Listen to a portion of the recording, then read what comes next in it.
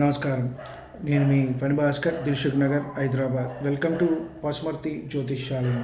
Please do subscribe my channel for more videos. ఈ వీడియోలో మనం సింహలగ్నం వారికి శుభాశుభులు ఎవరు, పాపులు ఎవరు అనే విషయాన్ని మనము తెలుసుకునే ప్రయత్నం చేద్దాం. ముఖ్యంగా ఈ లగ్నాధిపతి అయిన రవి, చతుర్థాధిపతి, పంచమాధిపతి, గురులు శుభులు, అత్యంత శుభులు ఈ లగ్నానికి. అలాగే చంద్రశనులు సములుగా ఉంటారు, బుధ శుక్రులు అత్యంత పాపులుగా ఉంటారు.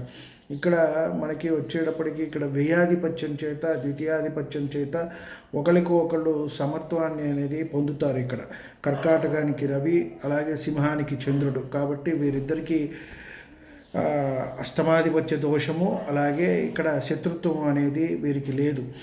కాబట్టి ఈ లగ్నానికి చంద్రసేనులు సములు, బుధ శుక్రులు అత్యంత పాపులుగా ఉంటారు అని మనం చెప్పవచ్చు. అలాగే వారి స్థానాన్ని బట్టి మనము ఫలితం అనేది నిర్ధారించవలసి ఉంటుంది.